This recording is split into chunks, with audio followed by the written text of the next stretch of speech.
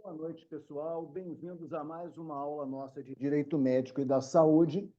Nós hoje estamos entrando em mais uma unidade, mais uma novidade, uma unidade nova, mas, como eu sempre faço, como é uma normativa, eu tenho que fazer uma revisão da aula passada. Então, inicie... peraí, esqueci de ligar a câmera. Deixa eu ver aqui se está direitinho. Pronto. Então, eu inicio essa nossa aula de hoje, dando boa noite, parabenizando vocês por estarem me aturando, me aguentando em mais uma noite de quinta-feira. Então, obrigado aí pela presença de todos vocês aí, como é da nossa praxe, né? Perguntas, vão escrevendo no chat. Ao final, nos 15 últimos minutos, eu abro para as perguntas. Então, vocês da minha turma de Paraná, Porto Velho, Humaitá, boa noite a todos. Boa noite, Amilcar, Ana, Beatriz, Byron, Eva, Fábio Felipe, Jocelene, Kathleen, Larissa, Marcela, Matheus, Nicole, Rafaela, Sara, Thaísa, Washington. Turma pequena é bom por isso, a gente pode falar o nome de todo mundo. Turma grande, a gente fica o dia inteiro aqui falando. Então, a gente começa essa nossa aula fazendo a revisão da aula passada, a nossa unidade 2, aula 3.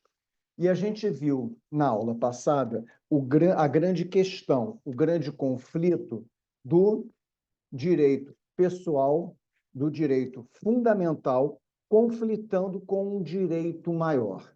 Então, a gente viu que essa colisão entre os direitos fundamentais, o meu direito fundamental e o da coletividade, ele vai ocorrer, vai acontecer quando um exercício, quando o uso ou atribuição de um exercício vai impedir ou vai prejudicar o exercício do outro direito.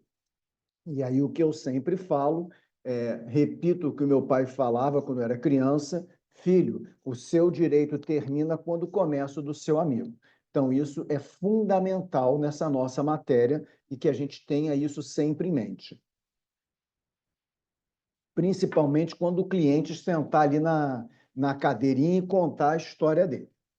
Bom, uma questão básica dessa colisão e que se transforma em processo, que a gente sempre judicializa, é a questão dos medicamentos.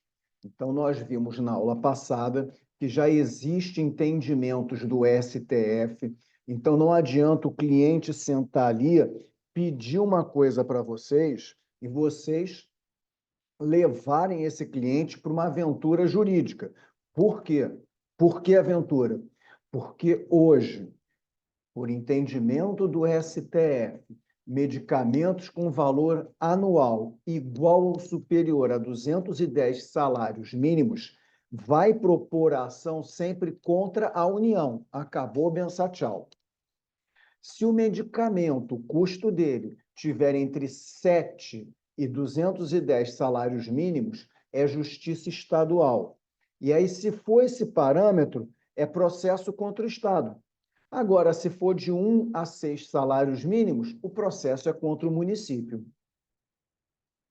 Vimos também entendimento já de 2025. Os medicamentos que não estão na listagem do SUS não podem ser mais solicitados por via judicial.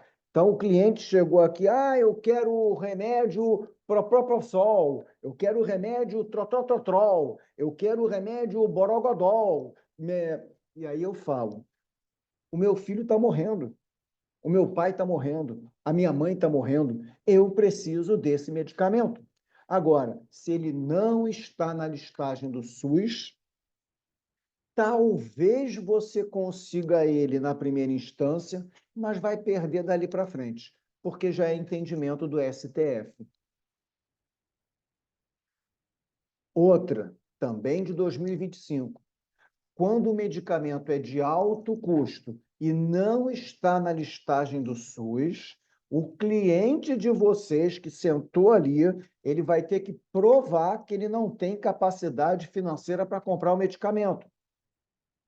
E como é que ele prova isso? declaração de imposto de renda, contra-cheque, extrato bancário, e não se esqueçam, nós vivemos no mundo, num ambiente e-government, governo eletrônico. O juiz apertou um botão, vem tudo na frente dele. Então, isso tem que ser conversado e explicado para o cliente. Já tive casos de cliente dizer que é miserável, isso e aquilo, juiz aperta o botão lá atrás, a vida do cara tem coisas que a gente nem imaginava que ele podia ter. E o outro ponto que nós vimos na aula passada, que é a colisão dos direitos. O paciente ele pode se negar a receber um tratamento? Sim, é a diretiva antecipada de vontade. E aí a gente sempre traz as questões relacionadas com as pessoas que seguem a religião Testemunhas de Jeová. Então, existe esse entendimento, existe esta normativa do Conselho Federal de Medicina e que o médico tem que acatar.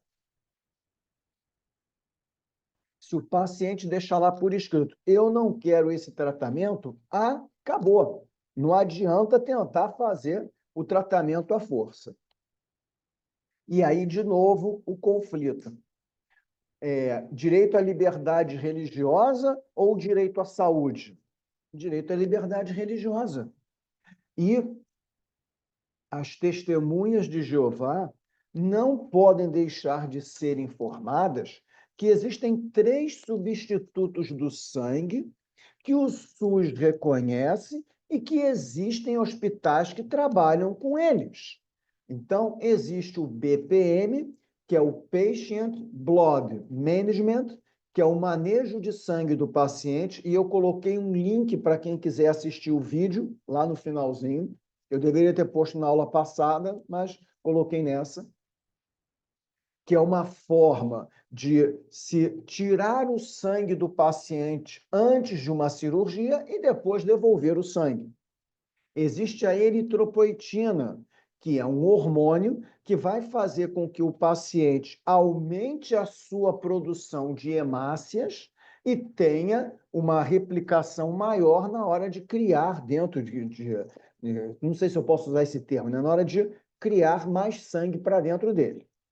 E temos a hemodiluição, que é o chamado sangue artificial, o plasma artificial, que é um fluido que vai ser colocado no paciente simplesmente para dar continuidade à circulação. E aí terminou a cirurgia, se o paciente fez o BPM, coloca o sangue no lugar dessa hemodiluição. Então, tudo isso, essas 3 técnicas, elas existem e podem ser utilizadas no tratamento do paciente, por exemplo, com a questão de ser testemunha de Jeová. Bom, pessoal, com isso, a gente encerra a revisão e vamos passar para a temática de hoje. E é uma temática sensível. Nós vamos falar da eutanásia, distanásia, mistanásia, ortotanásia e dos cuidados paliativos. A nossa AFIA quer que vocês saiam dessa aula de hoje conhecendo a diferença de cada uma dessas terapias, dessas abordagens terapêuticas, e quais podem ser utilizadas no paciente, e se não for aplicada a que o paciente deve receber, você descobrindo, é paulada. E conhecer a legalidade de cada terapia dessas, se elas estão previstas ou não e se podem ou não ser utilizadas. E aí eu vou recorrer ao nosso Código Penal. Não podemos nos esquecer que existe uma tipificação chamada homicídio simples. O que é o homicídio simples? Matar alguém. Qual é a pena? É a reclusão de 6 a 20 anos. A pena pode ser diminuída? Pode. se o agente comete o crime impelido por um motivo de relevante valor social ou moral. Excelência, eu não aguentava ver mais meu pai sofrer. Excelência, meu filho, minha filha estava sofrendo. A minha mãe, a minha esposa, o meu marido estava agonizando. Ele sofria, era uma dor intensa, eram isso, eram aquilo. Pode ser que o juiz diminua a pena. Ou sob domínio de violenta emoção, logo em seguida a injusta. Isso não tem nada a ver com a gente, tá? E aí a diminuição vai ser de 1/6 a 1/3. O homicídio qualificado é aquele feito realizado com emprego de veneno. A eutanásia é homicídio qualificado, porque se usa um remédio que vai agir como um veneno ou como uma asfixia, e isso causa a morte. Então, a eutanásia no Brasil é considerado um homicídio qualificado. A pena é de 12 a 30 anos. Também temos que o induzimento ou a instigação ao suicídio ou à automutilação está lá capitulado no 122. Induzir ou instigar. Ai, doutor, eu quero acabar com a minha vida. Então, toma esse remedinho, leva para casa. Instigou, induziu. E aí a pena é de 6 meses a 2 anos. Deu o remédio, auxiliou, olha, leve isso aqui, faz assim, olha, pega isso aqui, mistura isso com isso e toma. Então, induziu, pena de 6 meses a 2 anos. E agora, se a pessoa morre, se ela leva a sua receitinha de morte e morre, começa em 2 anos a brincadeira. Bom, dito isso, eu vou agora entrar mais profundamente na Resolução 1995 do CFM, que fala da Diretiva Antecipada de Vontade. Então, está lá a normativa que no artigo 1º vai dizer: essa lei serve para definir diretivas antecipadas de vontade como um conjunto de desejos prévia e expressamente manifestada pelo paciente sobre cuidados e tratamentos que quer ter ou que não quer ter, ou receber no momento em que estiver incapacitado para expressar. Está em coma, está anestesiado. Ela é livre e autônoma. Então, eu tenho que ter a certeza que o paciente assinou, foi uma escolha livre e autônoma dele. Temos também a Resolução 2017 do Conselho Federal de Medicina, que me diz que o médico guardará absoluto respeito pelo ser humano. Olha lá o juramento de Hipócrates. E atuará sempre em seu benefício, mesmo depois da morte. Jamais utilizará os seus conhecimentos para causar sofrimento físico ou moral, para o extermínio do ser humano. Olha a resolução do CFM indo contra a eutanásia. Ou para permitir e acobertar tentativas contra a sua dignidade e integridade. No 22, está lá escrito: nas situações clínicas irreversíveis e terminais. Não tem mais o que fazer. Aquela pessoa chegou a um ponto final. O médico evitará a realização de procedimentos, diagnósticos e terapias desnecessárias e propiciará ao paciente, sob sua atenção, todos os cuidados paliativos. Então, vejam, vamos voltar lá na época da Covid. A pessoa está com a Covid, está sem oxigenação, não consegue respirar, o coração está parando. Aí chega o médico, vamos lá, vamos fazer um transplante, vamos fazer um transplante de coração e pulmão. É criar uma falsa esperança para a família, é causar dor ao paciente. A pessoa não consegue respirar, vai levar para um centro cirúrgico, fazer um transplante de pulmão e coração. Então, é irreversível, não tem mais o que fazer. Infelizmente, o cidadão está indo ladeira abaixo. Desculpa eu usar esse termo, mas temos que ter esta consciência disso também para com o nosso cliente. É vedado. O médico não pode, artigo 14 da resolução, praticar ou indicar atos médicos desnecessários ou proibidos. E ele tá, vamos lá, usa o desfibrilador, usa não sei o quê. Não adianta. 41. Abreviar a vida do paciente, ainda que a pedido deste. Doutor, eu não aguento mais de dor. Doutor, eu quero morrer. Doutor, me dá um remédio. Eu quero ir embora, eu não aguento mais, doutor. Ou então, poxa, doutor, faz alguma coisa. Meu pai está lá inconsciente, meu filho, minha mãe, eu não sei o que. É triste. Eu sei que é triste. Eu passei por 2 situações dessas na minha família, recentes. Então, na realidade, 3, vou contar 3 hoje. Então, eu sei que é triste, mas a gente tem que pensar que chegou uma hora.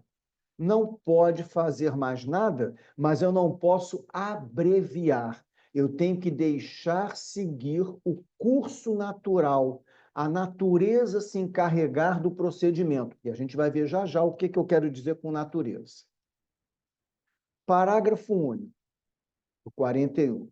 Nos casos de doença incurável e terminal, deve o médico oferecer todos os cuidados paliativos disponíveis, sem empreender ações diagnósticas ou terapêuticas inúteis, obstinadas. Vamos tentar, vamos salvar, vamos fazer, entuba, desentuba, coloca, tira, corta, vai. Sabe que não vai adiantar. Ih, tem um medicamento novo, vamos tentar. Ih, aquele laboratório lançou, vamos tentar. Levando sempre em consideração a vontade expressa do paciente ou, na sua impossibilidade, do representante legal. E aí nós temos 4 pensadores, 4 filósofos, que na realidade eram 4 padres, né? Porque o padre lá na Idade Média, naquela época, pensava, filosofava, né? Não que hoje não faça, mas tinha muito mais tempo e muito mais condições para isso. E esses 4 pensadores, esses 4 filósofos, nos deram os entendimentos que nós temos hoje em dia. O primeiro deles é Tomás de Aquino, que era um padre. Eu, como católico, falo São Tomás de Aquino, mas aqui a gente trata como Tomás de Aquino. Lá no século XIII, 1225 a 74, isso foi mais ou menos por 1250, Tomás de Aquino sustentou ser considerado um suicida quem não cuidasse do seu corpo e, em consequência, se privasse daquilo sem que o corpo não possa viver. Então, a pessoa que não faz a higiene do seu corpo, que não come, que não bebe, ela está praticando um suicídio. Posteriormente, nós tivemos um outro padre, um outro filósofo, que foi Francisco de Vitória. Francisco de Vitória, aqui a gente já está no iluminismo, grandes navegações, ele foi o primeiro a considerar que certos meios são obrigatórios e não utilizar desses meios equivale ao suicídio, como não comer, não beber água, e olha como já muda, olha como entra aqui em cena o Paracelsus. Lembram do Paracelsus, lá da primeira aula, da primeira aula? Olha como entra o Paracelsus.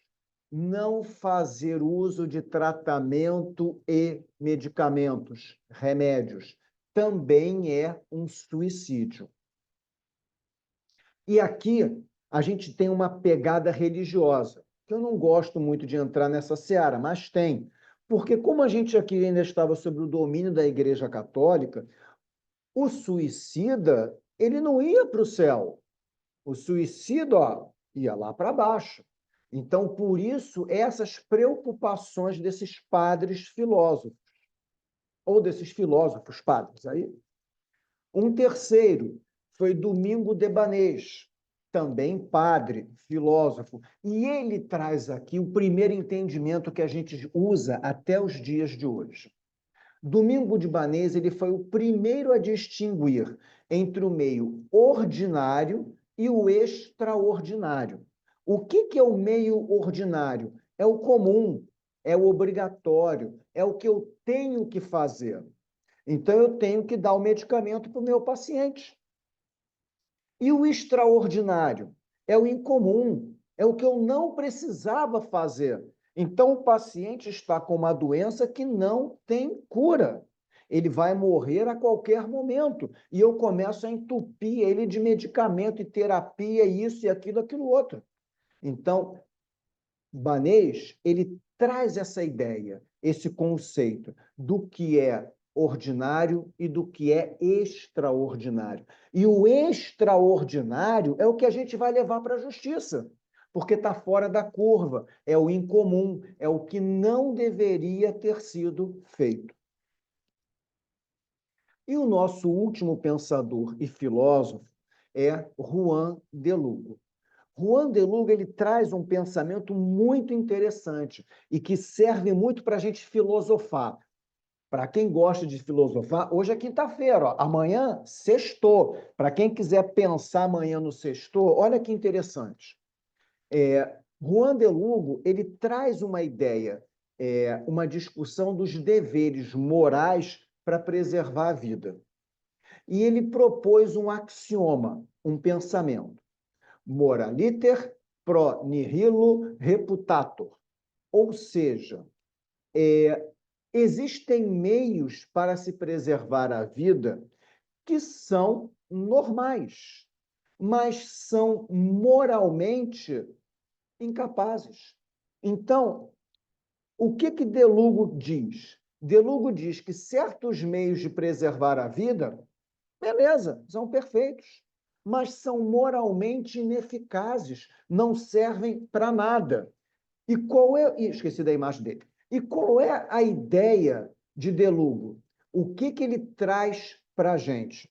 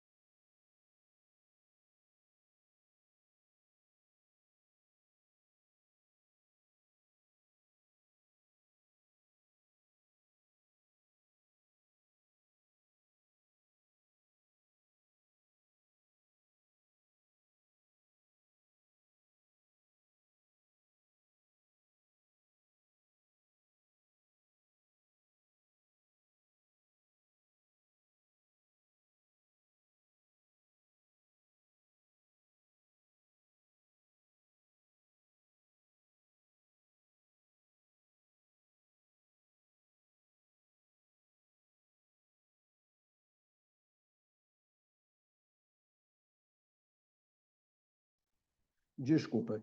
Bom, voltar a falar aqui. Eu não sei se vocês perceberam, deu uma piscada de luz aqui, deu um trovão, um raio que o parta aqui fora do escritório. Aqui eu estou no centro do Rio. Acho que está vindo temporal aí, caiu a conexão, caiu a internet, mas a gente sempre tem que ter o plano A. Piscou de novo, ó. A gente tem que ter o plano B. Então, o plano B a gente vai aqui, ó, de celular. Se apagar a luz, eu continuo aqui com o computador. A gente não pode ficar sem aula, tá? Então, estou voltando aqui, todo mundo me escutando, está tudo tranquilo? Gesticula aí. Concilda, está tudo direitinho? Está me escutando aí? Estou vendo sua imagem. Ah, beleza, então. Então, deixa eu só fechar aqui, desativar o som de todos, não permito que vocês abram o microfone, vou tirar a foto aqui vou ocultar, tá lá. Beleza, então vamos lá. Se piscar e ficar sem luz, não se assustem não, tá? Então, voltando aqui ao que eu estava falando. Então, a gente tem Juan de Lugo. Juan de Lugo ele traz essa ideia com esse axioma, moraliter pro nihilo reputator.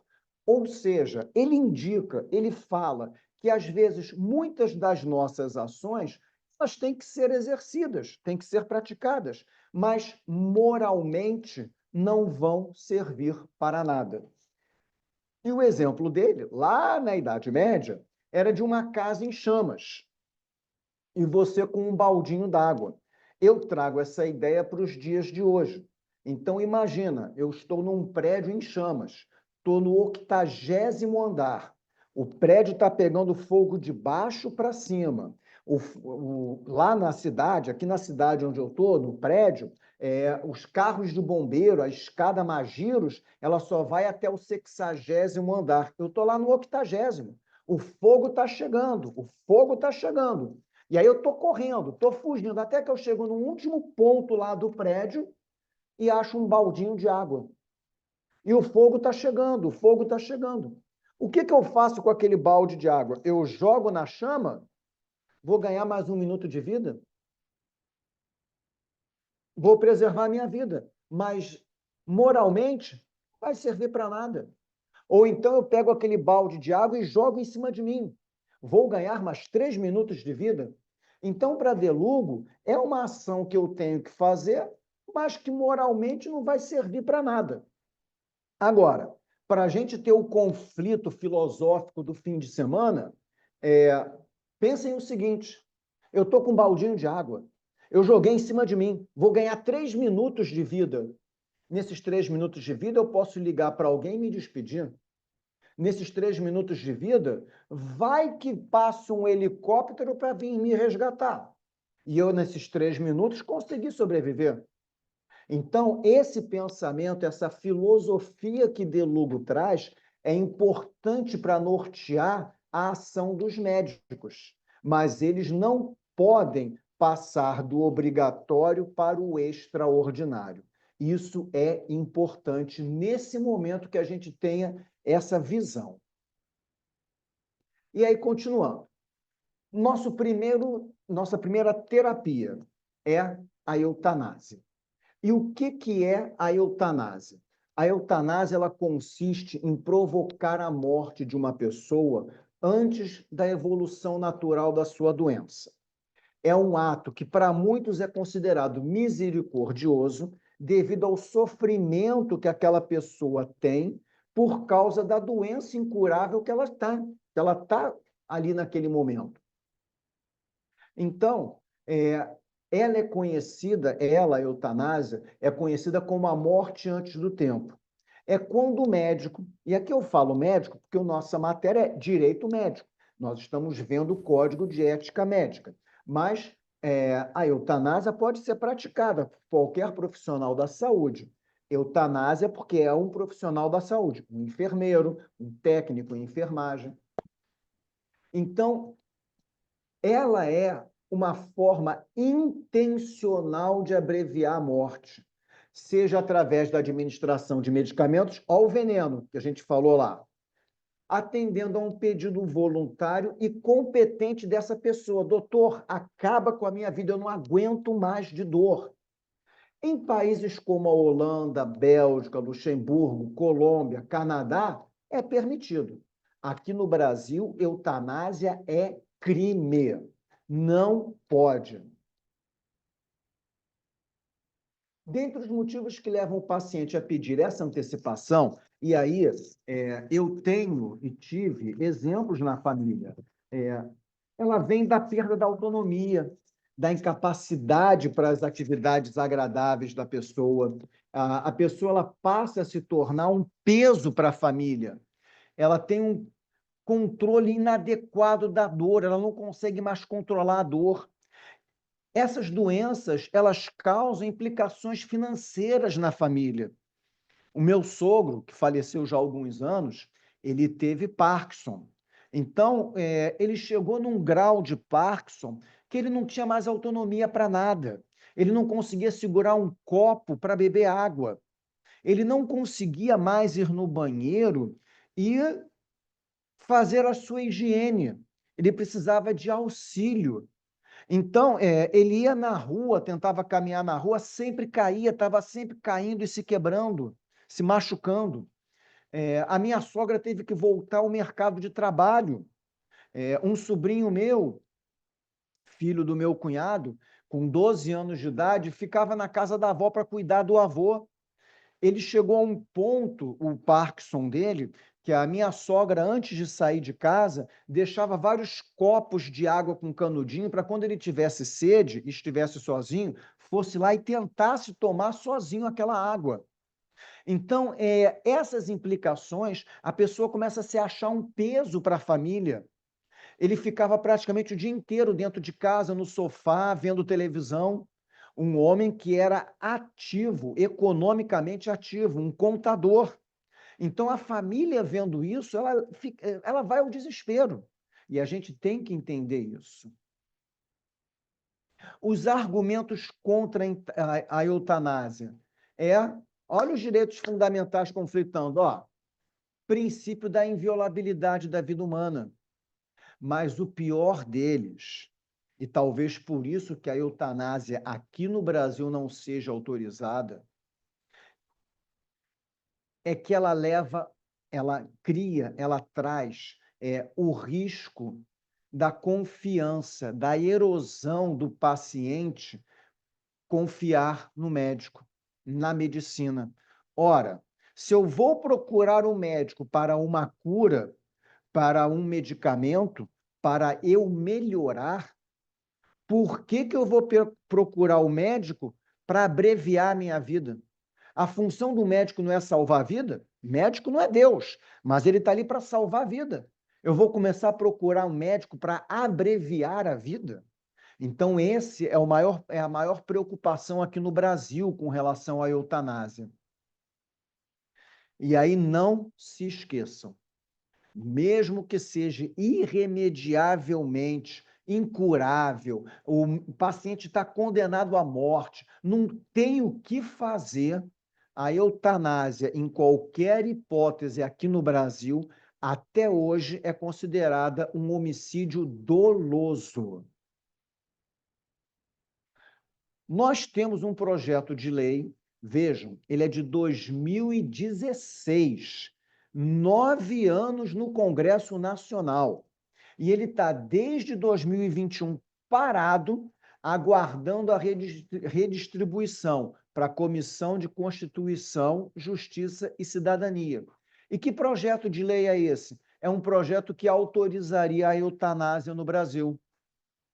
E lá no artigo 21 está escrito: o paciente tem o direito de morrer com dignidade, livre de dor e de escolher o local da sua morte. Eu quero morrer em casa, eu quero morrer no hospital. O paciente tem direito a cuidados paliativos, que vão ser fornecidos dentro do SUS, da assistência, desculpe, isso a gente já tem. Agora, nós tivemos um único caso de pedido, tentativa de eutanásia que chegou ao STF. E quem julgou foi o Fachin. Ele negou, mas não foi um pedido de eutanásia. Ele veio agarrado com um mandado de injunção. E aí, o Fachin fala no seu voto que não há um direito de morrer aqui no Brasil. O direito de morrer, ele não pode se contrapor ao direito à vida.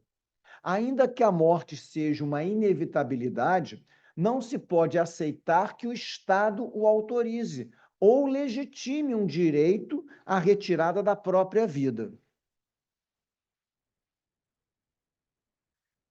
Essa foi a eutanásia. Distanásia é o prolongamento exagerado da morte de um paciente. Esse termo também pode ser empregado como tratamento inútil. É uma forma do médico atuar tentando salvar a vida de um paciente terminal que não tem mais o que fazer. Mas aquele médico obstinado, ele faz de tudo. E isso causa no paciente um sofrimento maior. Causa um sofrimento maior à família, porque a família vai acreditar na cura, porque a gente procura o médico por causa da cura. E aí o médico começa a tentar terapias assim, remédios assado, fazer isso, fazer aquilo, cozido, ensopado, que não vai levar a nada. Então, esse tipo de procedimento é chamado de distanásia. Também é conhecida como a morte depois do tempo. A morte chegou, não tem o que fazer.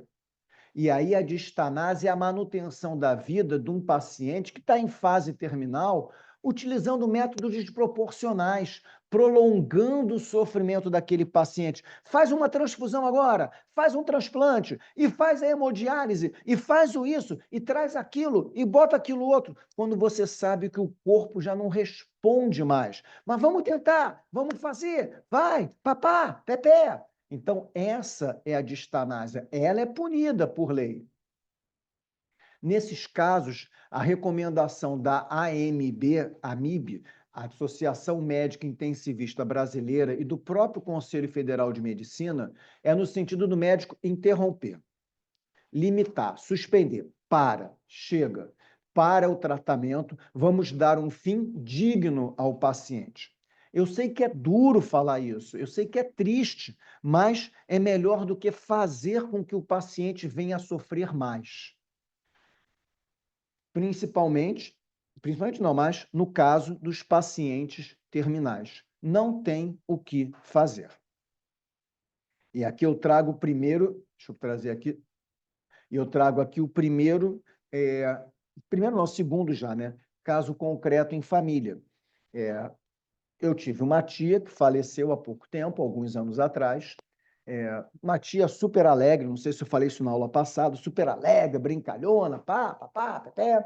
E aí começou a emagrecer, pele e osso, pele e osso, pele e osso, pele e osso, foi fazer exame daqui, exame dali, estava com câncer na laringe, que enraizou para o corpo todo, pegou o sistema linfático, não tinha o que fazer. E aí, lá no hospital, a minha mãe, minha outra tia brigaram. Não, tem que fazer quimioterapia, tem que fazer não sei o quê, tem que fazer não sei o que lá, tem que fazer não sei o quê. E aí o médico, o diretor lá do hospital, o responsável, virou, olha, não tem o que fazer. Eu vou fazer uma quimioterapia na dona Ângela para ela perder o cabelo, para ela ter enjoos, passar mal, não poder se alimentar dignamente, ela fica aqui no hospital o tempo que ela precisar, ela vai ter alta, ela volta para casa, ela vem para cá. Então, isso que o médico sugeriu e que também aconteceu com a minha sogra é a ortotanásia. É o nome dado à conduta que os médicos tomam quando, ao ver que o estado daquele paciente é irreversível, a morte é certa, eles vão permitir que o paciente faleça, mas vão permitir que esse óbito venha de uma forma digna, sem dor, sem sofrimento. Imagina a minha sogra, qual foi a situação da minha sogra? A mesma.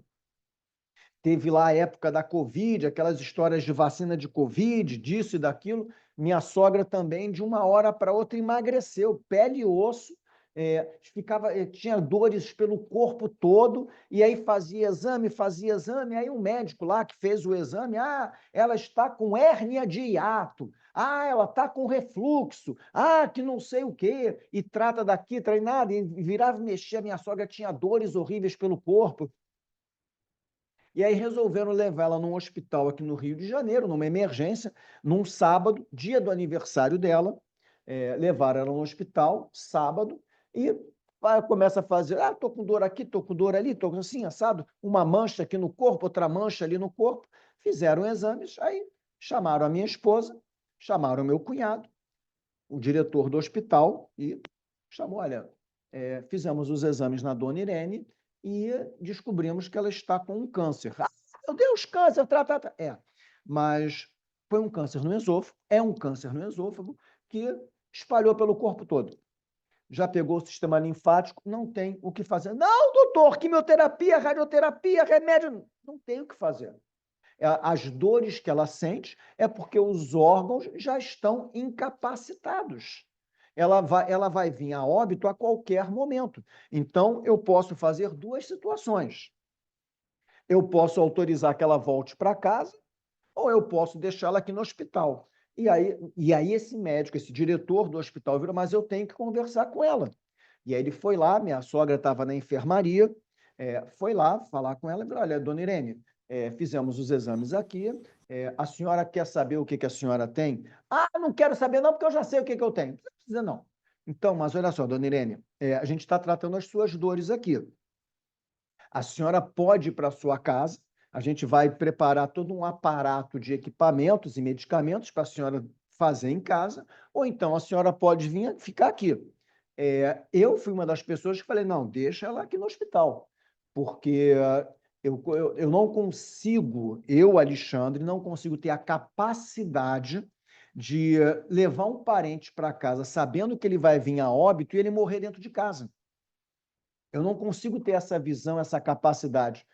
Fica no hospital. Eu acho que é menos doloroso, talvez para mim, ou o impacto seja diferente. De ver a pessoa, de repente eu vou na cozinha beber água, quando volto, o parente está ali morto, em cima de um sofá, de uma cama, ou vai andar até um lugar, cai no chão e falece. Então, eu tenho esse tipo de limitação, eu não conseguiria ter, tá? E aí, esse médico conversou com a minha sogra, e aí o que ele falou?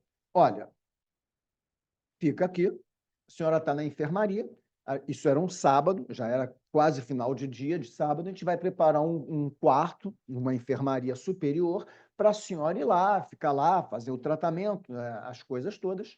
Então, a ortotanásia, ela também é conhecida como a morte no tempo certo.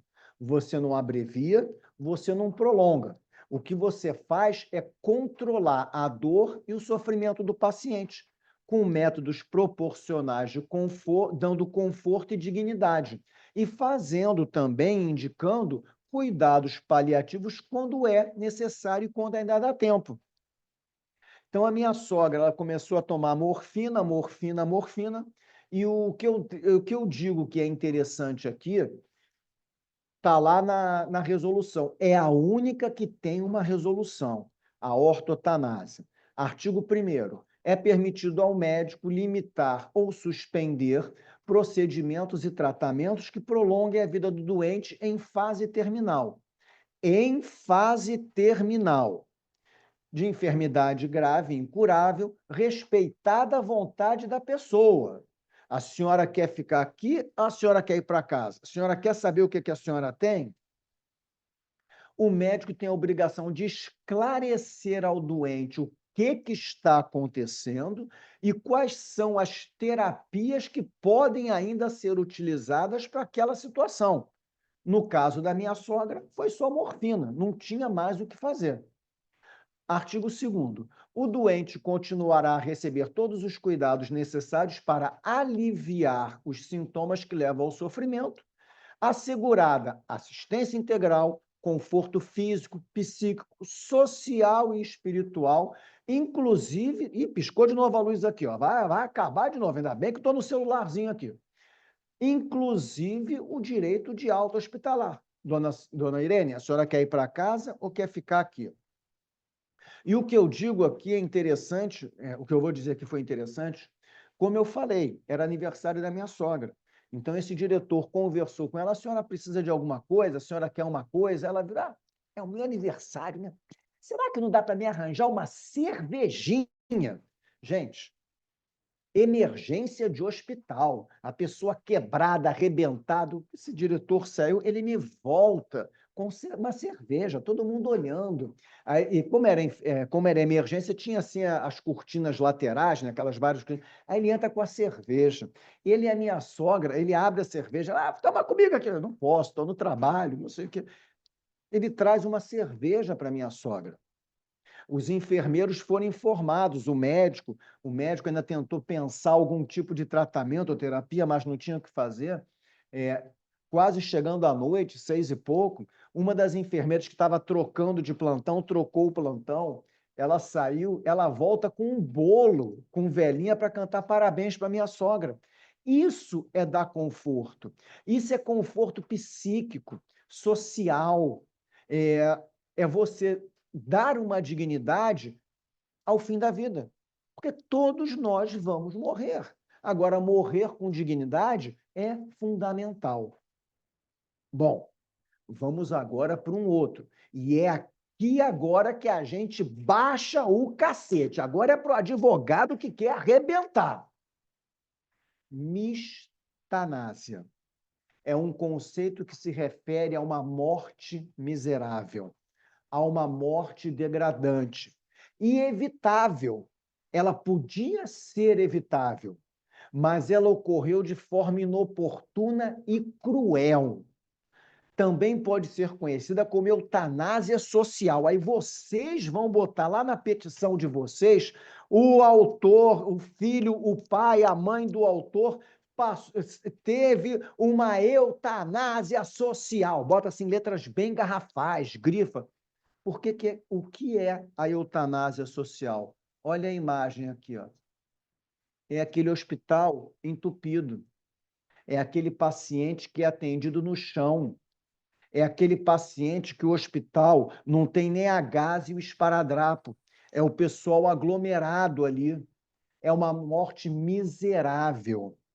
É aquela pessoa que chegou com mais de 60 anos de idade, dor no peito, braço formigando, senta aí e espera. Isso é uma morte miserável, que era evitável.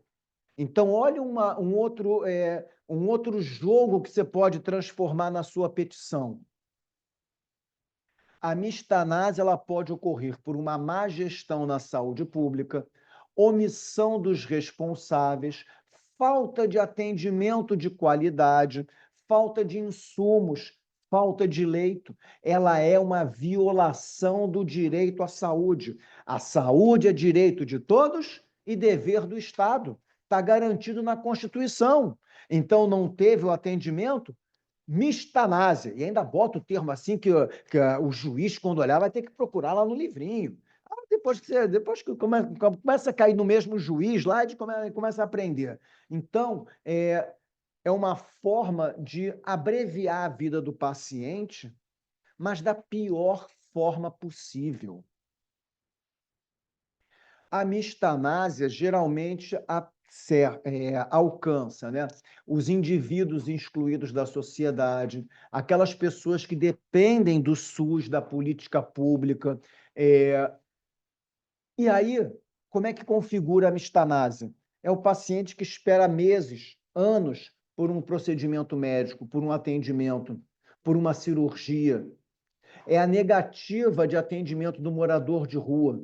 Aqui no Rio de Janeiro está gravando, é triste, mas se você liga para o 193, bombeiro, 192, SAMU, eu não sei como seria aí em Ji-Paraná, Porto Velho, Humaitá, mas aqui no Rio, se um morador de rua cair no chão e você ligar, olha, caiu aqui na rua, a primeira coisa que o bombeiro, que o SAMU pergunta, é morador de rua? Se for morador de rua, não vem. Isso é triste. Isso é impactante. Eu já passei por essa situação. Não, caiu aqui. Ah, é morador de rua. Não, não, é um senhor que estava atravessando aqui a rua, ele está bem trajado, um senhor distinto, não sei o quê. Era morador de rua. Agora, se eu não falo isso, não vem resgatar. Então, essa é a mistanásia. E temos os cuidados paliativos, que nada mais é, nada menos é do que naquele cenário de morte, que o paciente sabe que vai morrer, que não tem mais condições de tratamento, a terapia, tudo que ele está fazendo não traz uma solução. Aquela equipe médica, aquele médico, eles não vão desistir do paciente, mas eles vão fazer um tratamento paliativo para preservar a vida, para aliviar o sofrimento. E, geralmente, o cuidado paliativo é feito por uma equipe multidisciplinar. Entra muito aqui o assistente social, o psicólogo.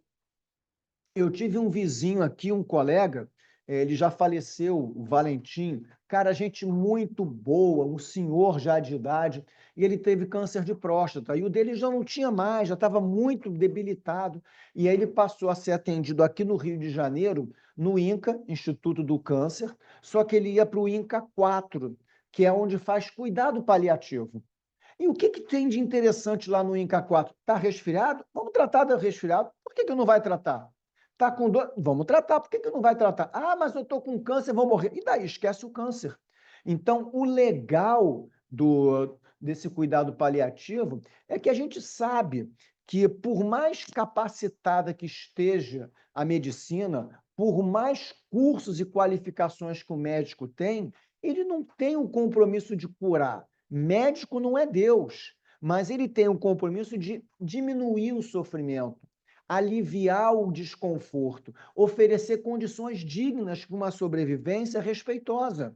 Então, não se pode privar o paciente terminal ou em estado vegetativo do que pelo menos é o primordial, é o básico. Lembrem sempre do que é ordinário e o extraordinário. Se eu tenho que dar. E o Valentim falava, pô, vou lá tomar vacina da gripe. Me chamaram, para que vacina da gripe? Se até agora o câncer não me levou, não vai ser a gripe que vai levar. Não, mas vai lá, toma a vacina da gripe.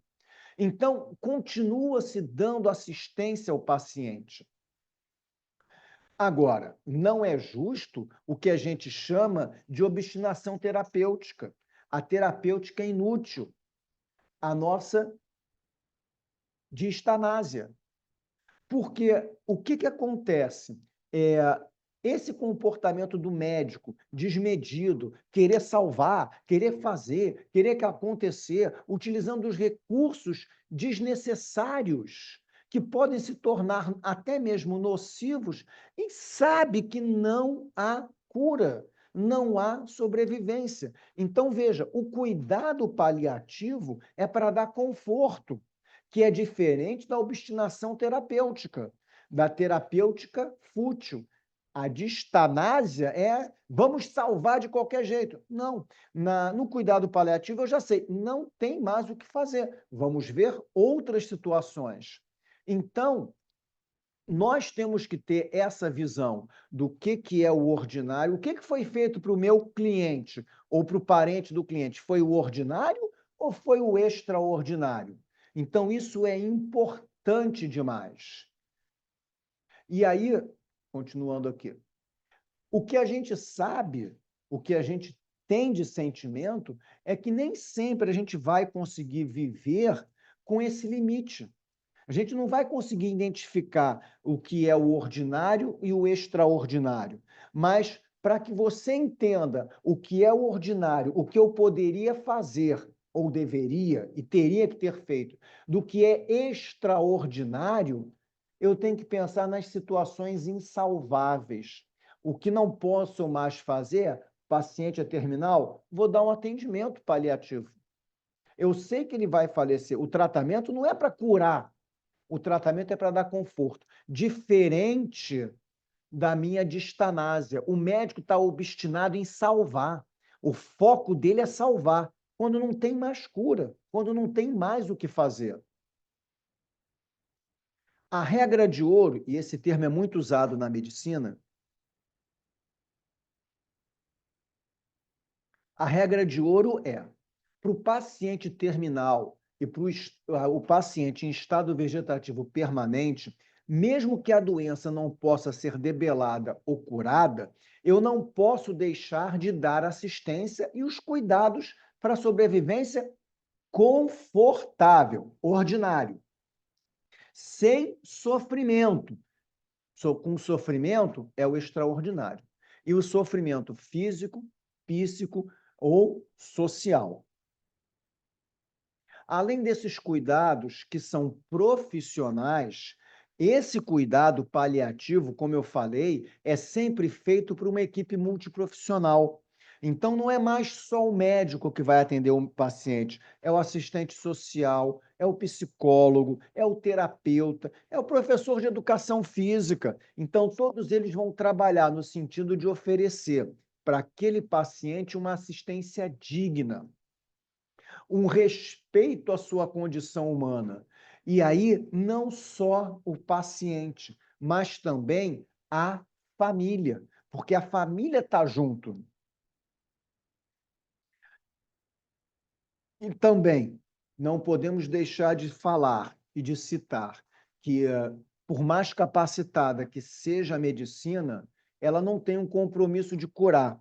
Lembra lá das aulas, atividade de meio e atividade de fim? A atividade da medicina não é de cura, não é uma atividade de fim, curar. A atividade é de meio, é de tratar. Então, a medicina ela está aqui para minorar, para diminuir o sofrimento, aliviar o desconforto, oferecer condições dignas para uma sobrevivência respeitosa. E aqui não podemos deixar de pensar e entender o seguinte: a gente sabe que existe uma limitação das possibilidades de cura. E eu posso ter a cura ou não. Agora, eu não posso deixar de ter um atendimento terapêutico. No cuidado paliativo, eu não deixo de atender o paciente, eu não interrompo o paciente. A relação médico-paciente não termina. Agora, o profissional da saúde, o médico, ele vai ter que utilizar uma outra visão, porque ele, médico, aquela doença não tem cura, não tem mais o que fazer. Então, ele não vai mais se preocupar com a doença do paciente. Ele vai se preocupar com o paciente como um todo. O que pode e o que não pode ser feito para aquele paciente ter uma sobrevida, um conforto. Esquece a doença não tem cura. Então, o que eu tenho que trabalhar é o paciente, o conforto do paciente. O médico não vai deixar de acompanhar o paciente. Bom, com isso, eu encerro o que eu teria para trazer para vocês de informação. Esses dois links. O primeiro é o vídeo falando do BPM. Quem tiver interesse em conhecer um pouco mais, tem ali as explicações. E tem também um livro aqui no nosso Canvas, que é do Genival França, está ali Franca, mas é França, do Genival França, que ele é muito interessante sobre direito médico. Quem tiver interesse e quiser se aprofundar, esse livro é muito legal, o conhecimento que ele traz é muito bacana. Bom, vou abrir aqui o chat, vou ver aqui as perguntas aqui do chat, já deixa eu vir aqui para o microfone, para habilitar os microfones. Então, deixa eu primeiro ver aqui as perguntas do chat e depois vocês usam aí o microfone. Vamos lá. Boa noite, boa noite. Oi, Amilcar, boa noite, Sara. Vamos lá. Ana, mas nesse caso, se colocarmos na balança de direitos, quando os direitos colidem, a vida não é mais importante? Sim, a vida é mais importante, Ana, mas aí a gente tem o seguinte: direito à vida ou direito à dignidade? Direito à vida de um ou à coletividade? É isso que a gente coloca na balança, é isso que a gente tem que pensar. Eu vou dar todos os recursos para o paciente e vou deixar a cidade inteira sem remédio? Eu vou tratar obstinadamente esse paciente, sabendo que não tem uma cura? Então, é o conflito do direito à vida e o direito e o conflito com a dignidade humana. Concilda, boa noite. Boa noite, Saul. Boa noite, Josia. Boa noite. Professor está sem áudio. O que que houve? Acho que foi que eu caí. Caiu, professor caiu. Bum, professor caiu. Tomei um tombo aqui. Talvez os líderes consigam avisar o professor por mensagem. Não, não precisou não. Eu vi aqui, piscou a luz. Foi uma tragédia. Aqui está chovendo para chuchu aqui fora. Não sei como é que eu vou para casa.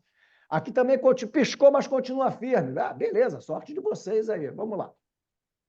E o último desejo dela, ela pediu. Ela queria a cervejinha dela, minha sogra. Teve lá, levou lá a sogra, tomou lá a cervejinha dela. Vamos lá, pessoal. Então, no chat aqui não tem mais perguntas. Então, quem quiser abrir o microfone, fazer as perguntas, estamos aqui para isso. Ah, sim, deixa eu dar mais uma tela aqui.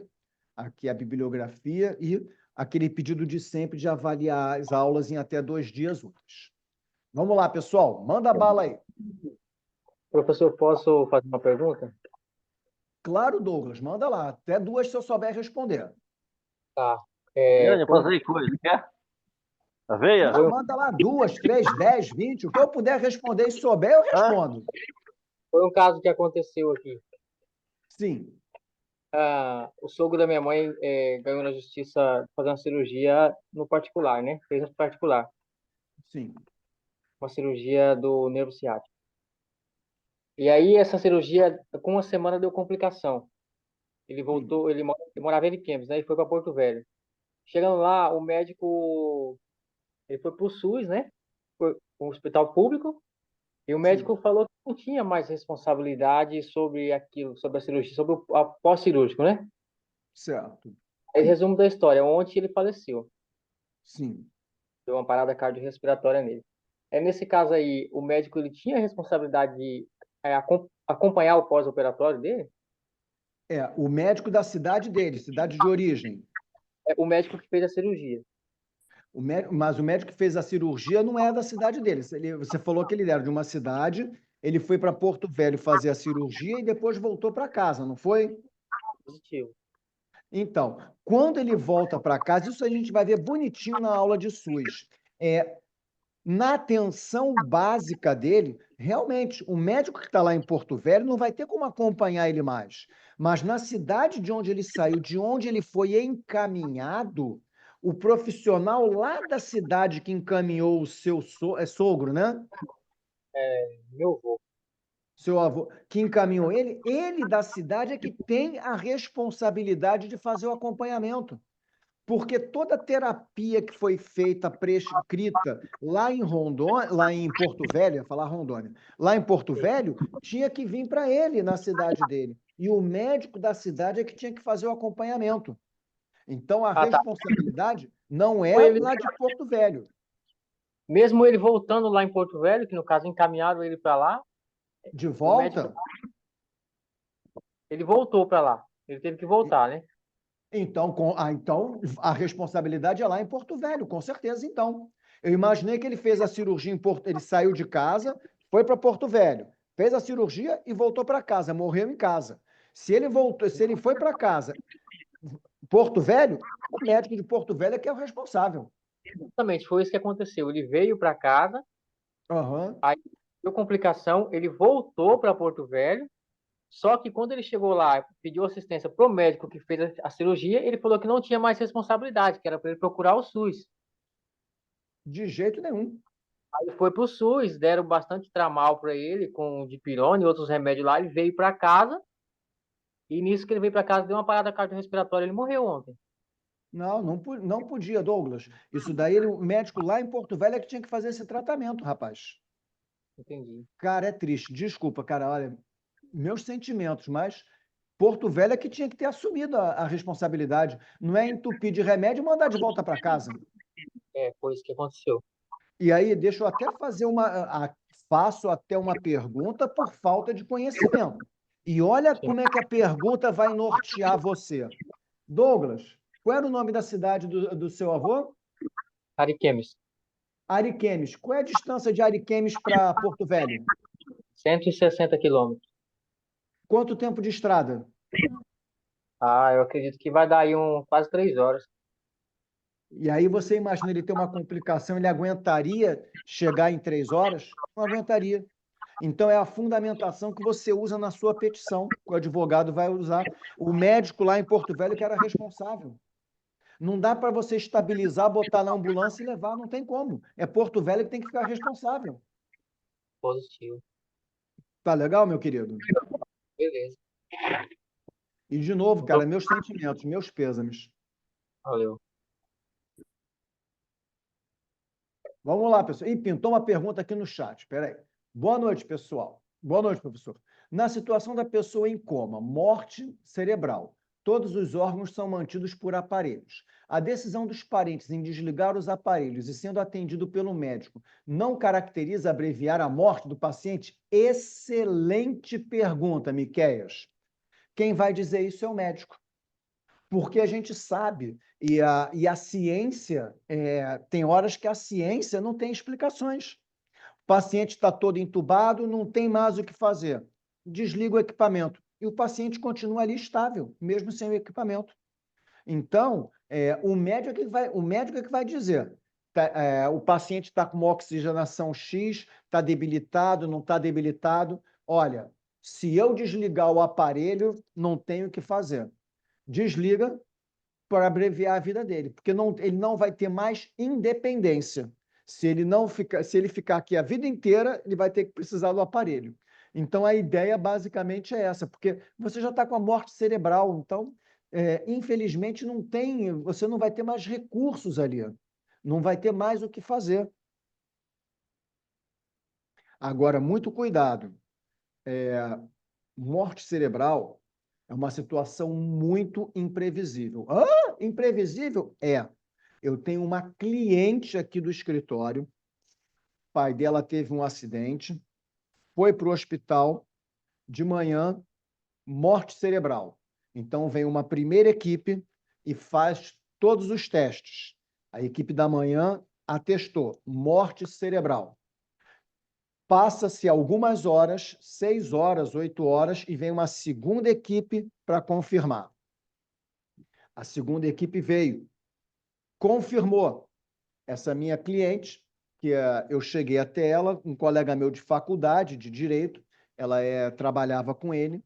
Aí ela falou, poxa, Monteiro, meu pai faleceu, meu pai está com morte cerebral, confirmou, vão desligar os equipamentos aqui, os aparelhos, não sei o que, não sei o que lá, se você quiser vir se despedir do papai, que eles tinham uma amizade.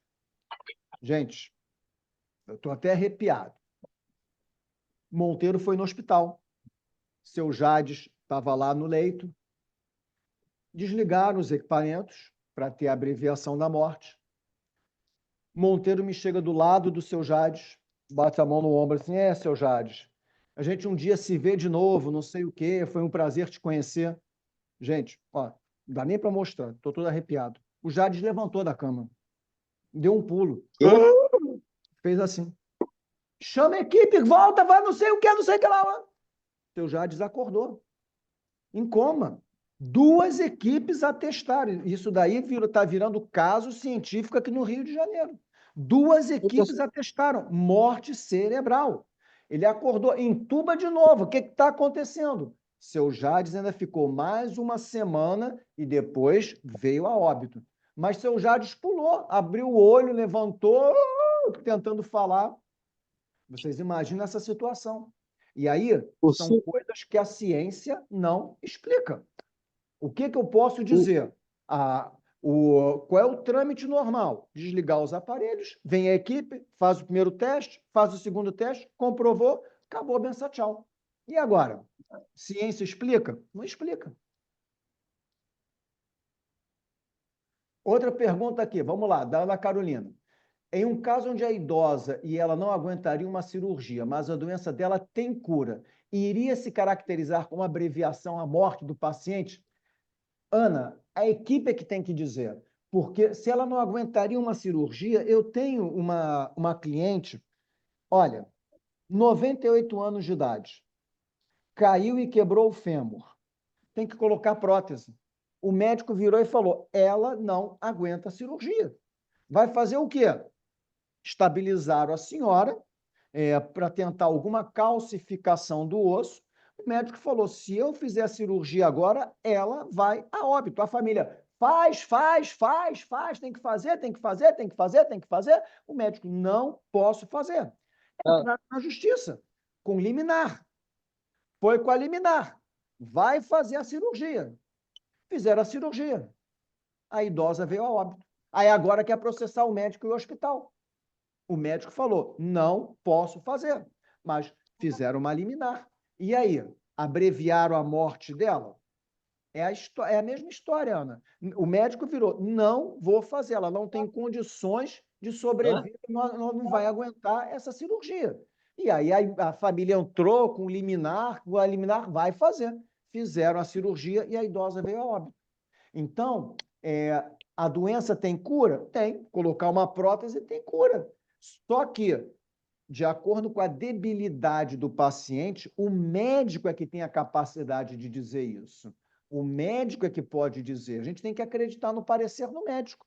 E aí vocês começam a ver, e essa é a visão que eu tenho. Eu acredito no médico. Agora, por que eu acredito no médico? Porque ele tem conhecimento para me trazer a cura. Agora, se eu começo a ter médico que abrevia a vida e que tem a possibilidade de uma eutanásia, não dá, vamos lá, vamos embora. Não vou perder tempo em estudar, em fazer, não abrevia. Tá com a unha encravada? Eutanásia. Que a gente vai chegar nesse ponto. Infelizmente, no Brasil, essa é a visão que eu tenho. A gente vai chegar nesse ponto. Não, não pode fazer mais nada, não. Eutanásia. Desculpa, essa é uma visão que eu tenho. Infelizmente.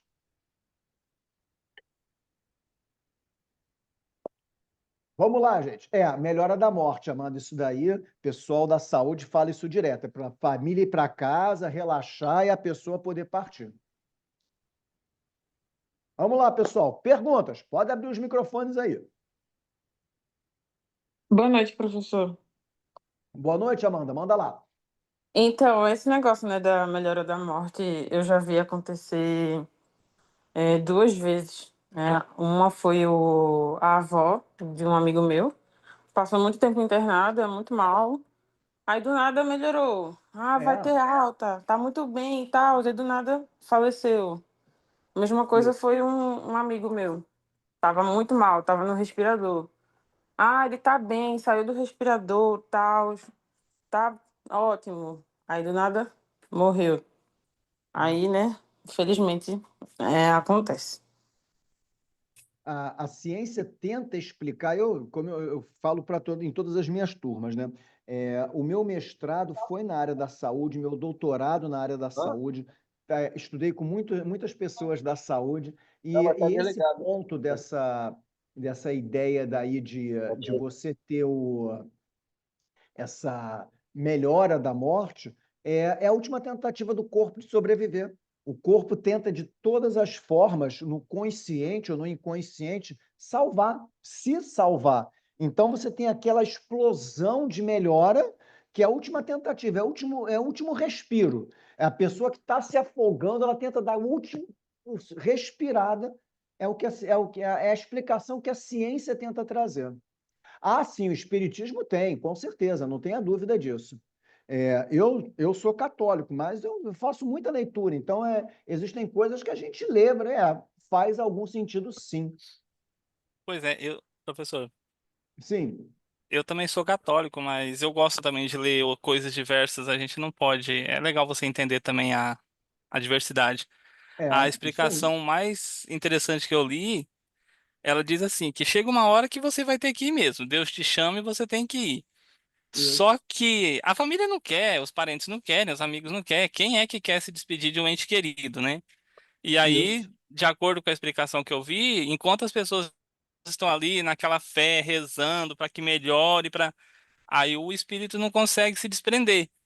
Então, o que que acontece? Aqueles espíritos de luz vêm e tem que levar a pessoa, dá uma força muito grande, uma carga muito grande, que a pessoa se anima. Aí, na hora que a É, pessoa se anima, as pessoas abaixam a oração, aquela é, vontade de que o ente fica ali, porque, vamos dizer assim, que se descuida, né? Dá aquele descuido, aquele alívio, aí é a hora que a A pessoa oração parte. serviu, funcionou a oração, Jesus me escutou. Aí todo mundo Exatamente. relaxa. E aí a pessoa consegue ir embora. Eu achei interessante a É. explicação. Não, pessoal, isso de direito médico, o pessoal da saúde, eles são os obstinados. O que esse pessoal vê, o que eles vivem e convivem, vocês não podem imaginar. Eu não teria capacidade de ser da área da saúde, não, de jeito nenhum. Vamos lá, meu povo e minha pova. Perguntas.